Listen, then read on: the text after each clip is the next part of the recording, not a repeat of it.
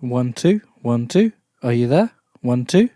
Hello? Yeah, I had problems with the Dell, unfortunately, so I had to go back to the other PC, which is fun. Hang on. Sorry about that. Hang on. You put the Dell in a loft? Yeah. Well, the thing is, I was like, because... I wasn't sure if you're going to the Dell or from the Dell. I thought you were going from the Dell to something, reliable. No, the whole point was, because I had the sort of like gaming PC, I was going to stick in the shed so that the kiddies can play like emulated games and stuff. Yeah. And I was planning to use the Dell, and to be fair, it was working, and I was being a bit stupid. For some reason, I loaded up YouTube, and when I loaded up YouTube, it kind of crashed. So I had to hold down the power button, unfortunately, and then it keeps saying like, so I turn it on and it says, "Oh, need to check the disk or Windows. Needs to check repair Windows and all that." Have you got an SSD in that one? If you had an SSD in it, you'd probably be fine. Yeah, I got an SSD. Yeah. All right. So which computer are you using now? The 980. Yeah. The 980 now. Where's my old one? What, the Dell? No, my old one. The AMD. Oh, sorry. Yeah, that's in. That's downstairs. That's hooked up to be used for gaming on the 4K TV. Right. Okay, I see. The thing is, I could set it up, but like I would have to record in my bedroom then, and then like you would have Mavi in the background watching TV and stuff. What about the laptop you bought off Barry? Oh, that died, unfortunately. Yeah, fair enough. Annoying. I was going to say, because that would be better than the bloody Dell, but oh well. Maybe I could use my work PC. No. Who knows? Well, can you install Discord and Audacity on that? Probably, yeah. Oh. No, but I wouldn't. I've got to be careful, though, because it's like, if they see that I've downloaded it, I suppose. It's not for personal use, I suppose, is it? No. But I can download stuff onto it if I wanted to. What you could do is set up a virtual machine and pass your microphone through to the virtual machine. Okay. On your work laptop, I mean. Yeah, I suppose. And then they'll just be suspicious about you working for like 3 hours in the evening. They wouldn't see. They can only see you if you're on Teams. That's all they take notice of. Let me just turn them off my light. Okay.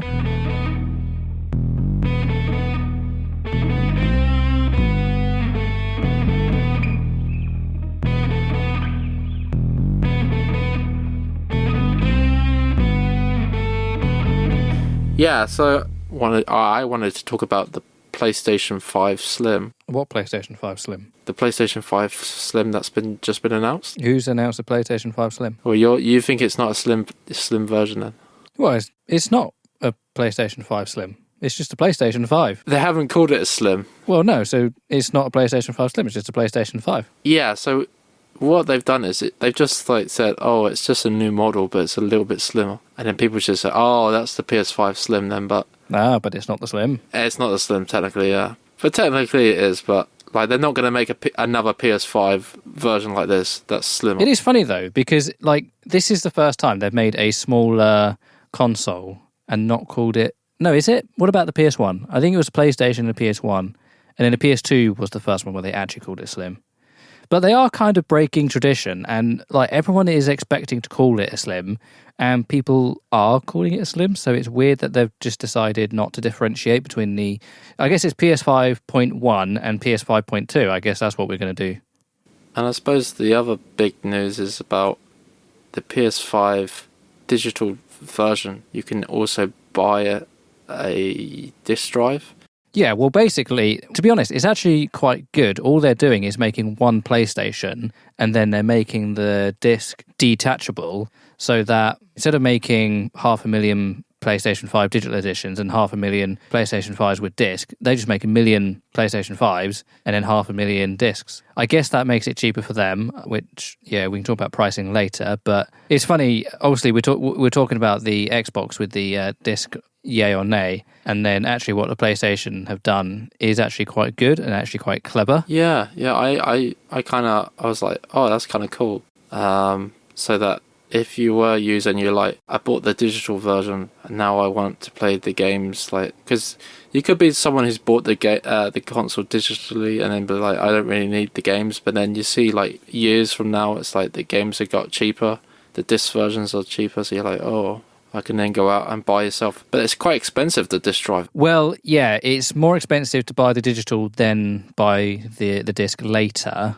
than it is to just buy the whole system. However, I feel like what might be more common, people who are price sensitive are probably going to buy the system and then maybe buy the disc drive secondhand, and then because that kind of fits with the whole buying game discs secondhand as well. I don't know. I don't see the secondhand market of the disc drive. Well, you think if you think about it, right? Think about people who are price gouging. If you buy the full system and you've got the disc attached to your system, but you're not using it, and you're seeing them on eBay for higher than brand new price, like you wouldn't be tempted to sell it for £100. How much is it?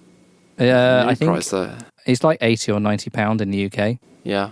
But if it was like 100, 120 quid, because everyone wants them and they can't keep brand new ones in stock, like would you not think about selling the disc that you're not really using if you weren't using it? I don't think there's going to be a huge demand on these disc drives, so I don't expect. Oh, and why would that be? What makes you think that? Well, I think, okay, to be fair to me, I think when the PS5 did come out in 2020, with the global pandemic, it was a lot harder to get yourself a PS5. But now you can just walk into a store or you can go onto Amazon and you can buy one.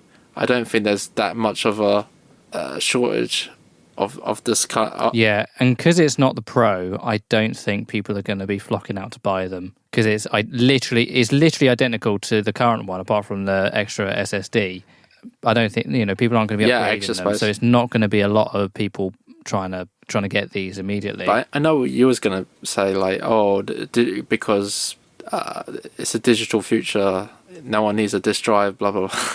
But well, that's true. But I also think there's not that much of a demand now for the PS5. I think the people that... Or rather, supply is keeping up with demand, do you mean? Yes, that as well. And as well as, like you say, people are not stupid. They know that there's going to be a PS5 Pro coming. It's like the new Switch.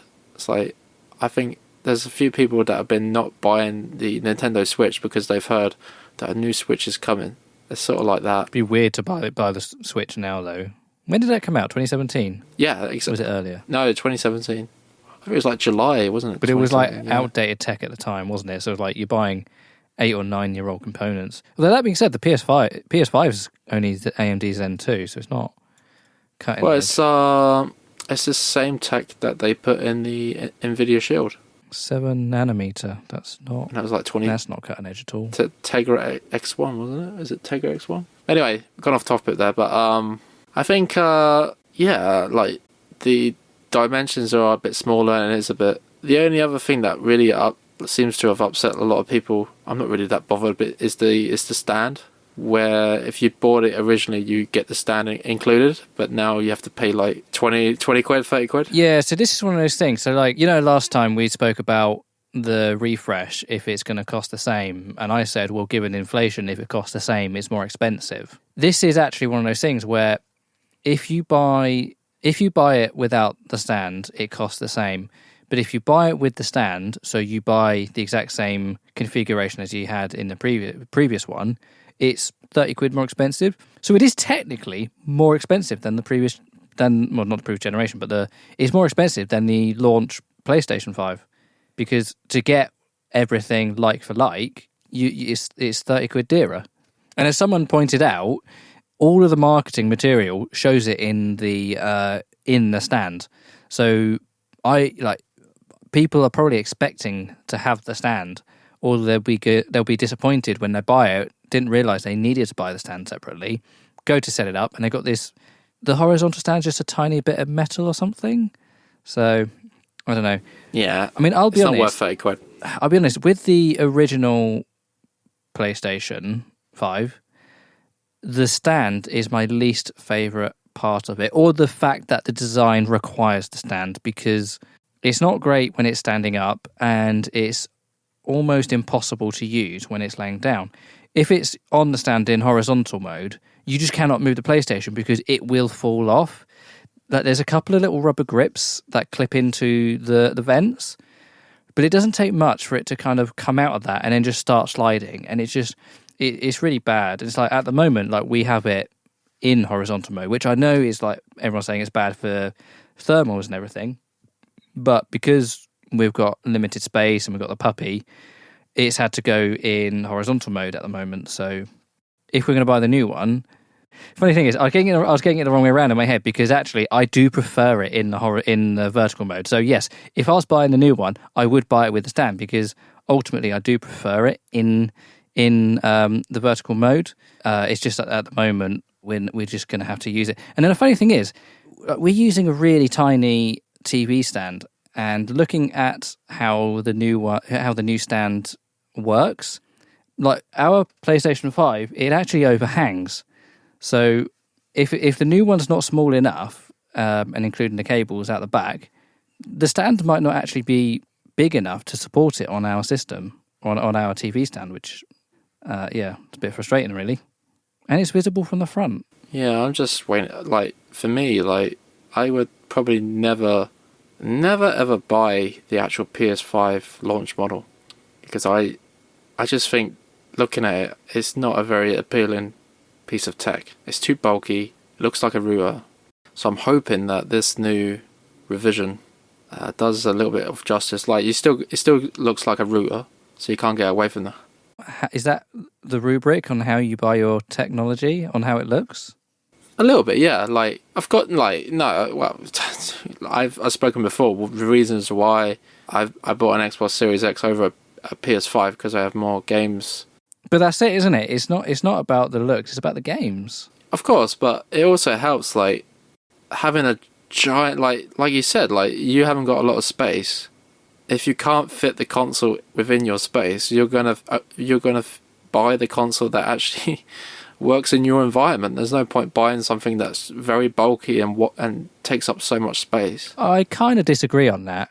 Well, how are you going to make it work then? The thing is, right, at the moment, you've got the PlayStation 5, the Series X and the Series S, and they're all wildly different form factors. The Series S is horizontal or vertical, I think, or is it? It might be horizontal only. You got the Xbox Series X, the X, which is better in vertical but can work horizontally, but is quite short. So that would work really well in our living room, because if we laid it down, it's barely bigger than a CD case in terms of height and depth. So it's not very large in that sense. So it beats the Series S and the PlayStation 5 in that sense. So if we were going purely by function, the Series X is the best for us on the boat. The PlayStation 5, however, is the only console out of the three that plays the games that we wanted to play on it. So we don't have a choice, and we just have to make it work in our environment. And to be fair, we bought the PlayStation 5 when we lived in a bungalow and had no issue with space. And we had one of those IKEA units that had 6 console bays in it, and it sat in there absolutely fine with not an issue. It's only on the narrowboat, because the place is narrow, we have to push the console back as far as we can. You've got the cables coming out the back that kind of push it forward a little bit. So I have actually, if I was super rich, I probably would buy the new PlayStation 5 just because it is smaller and it would work on the boat a little bit better. I know it's not a lot, but when you're talking like 2 inches is like 5% of the width of the boat. And every percent is actually quite valuable, and that's even considering like there's basically no other upgrade apart from the fact it's got 200 gig extra on the SSD. Obviously, we're not going to buy it because we have zero need for it, and we're not that whimsical or wasteful with our money. But like, I don't really care how it looks. I don't like how it looks, but I don't really care how it looks. The only real difference I would do is if they're available. I'd get one of those, probably get the black one immediately, because we have the coal stove, and anything white just gets covered in black coal dust, and it looks grey and disgusting after a while. Well, for me, in my head, I'm like, I want one of these consoles, but I definitely don't want one of those launch models. So that's why I've been waiting for like this slimmed down version. So yeah, I know it's like you say, it's technically not as slim, but it is a little bit smaller in the dimensions. So it'll be interesting to see, like, if I could physically have one in my hand and be like, oh, this is. But I would have to compare. So it's like I've been on your boat. I've seen your PS5, and it looks quite big. I know that doesn't really, like, it shouldn't really care, but for me, it's one of those things that's like, I don't know, it just kind of looks ugly. To you, that sounds like that doesn't matter, but for me, it's like, you look at the thing, you're like, sometimes you look at a console, you're like, which one should I play? And sometimes it does depend on, like, yes, the games, but it also looks like how the console is, like, does it, like the PS3, like the PS3 like made noise when you press the buttons. So same with the other, like the 360 had like different versions of the console, and you could get like the Star Wars one, and they made like Star Wars sounds and stuff like that. But to be fair, I haven't got the launch PS5, so I can't really say how well it is in terms of using it day by day. But I just look at the thing, I'm like, this thing is bulky. It doesn't look good. It looks like the disc drive's just been added on. So yeah, it is unwieldy whenever you're trying to move it around, and you can feel the size and the bulkiness of it, the bulbousness, I guess, in a way that you probably wouldn't feel it if it was square like the Xbox is. Yeah, and I do have the Xbox Series X, and that is quite. I have a horizontal, and it's quite neatly tucked into the little cabinet I got. And it's quite light. You don't really feel like, oh, it's such a big thing. Like, not like my Dell PC that weighs a ton. It's quite light and elegant, and you really want to treat it with care. But I can see like the PS5, it's so heavy. You have to put two hands on it, and you have to. It's not heavy. It's not heavy at all. I wouldn't say it's well balanced. It's just awkward to hold, is it? It is awkward to hold. Awkward. I think the thing is, you'd have to use two hands because it's not slippery. But because it's rounded, there is that feeling that you don't have as good of a grip on it. I've never held a Series X, but the Series S, we bought some for the school, and they're small enough. They're tiny compared to the Xbox One, so you can sort of like carry those with one hand and move them around. Obviously, the Xbox X you can't, Series X you can't because it's too big to put in one hand. So yeah, you still need two hands, but it's quite easy. But the Xbox One VCR, it's got to be one of the worst designs I've ever come across. I've got it up here in front of me. I was going to ask, which other Xboxes did you have? Yeah, just the Xbox One. Because you had the original 360 as well, didn't you? Yeah, the white 360. I've got that up there as well. That wasn't too bad. Like, it was kind of like medium, but it had the massive power brick, which was annoying. You're like, oh yeah. It's like this console's it's quite nice, but then you got this massive power brick, and you're like, oh. And the original the fat PS3, it had like that nice glossy finish, but then after a year or two, it's got fingerprints all over it, and scratches, and you're like, oh. I think the best version, I've got the Slim as well up here, the PS3 Slim. That I think that's quite a good console design, and I love the fat PS2. To me, like, I think that's one of my favorite consoles. Yeah, the original PlayStation and the original PlayStation 2, they're both iconic in a way that I don't think any other console lately has been. Maybe other than like the Wii. Yeah, the Wii was all right. It was small in form factor, but it was just. The Wii was interesting. It was a weird form factor because you used like three sides of it at any given time. It was kind of cool. They had like the GameCube controllers. Yeah. You could just flip off that little thing, but it was just the wiring drove me insane. Like those small little cables. I was like, it's gone everywhere. And you're like, and you're like, you have to put the sensor thing bar and all that. But yeah, I think I would be intrigued. For me, like, if I saw like a really reduced price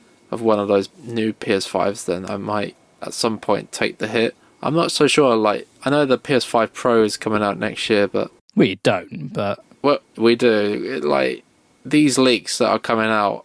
Yeah, but like leaks are leaks. They're not. But the same guy that leaked the PS5 Pro is the same guy who's leaked. I know. At the same time, He's got a good track record, but that doesn't. And he detailed the disk drives, the detachable disk drives. You can't get more specific than that, and that's true. And that was just, and then it came out at the same time. So he said there's going to be a PS5 Pro, and there's going to be a new PS4 Slim with detachable disk drives. You can't get more specific than that. There's definitely going to be a new PS5 Pro next year, but there's not going to be any Xbox enhanced console. Thank you for listening to ScreenBytes. Follow us in your podcast app or subscribe on YouTube.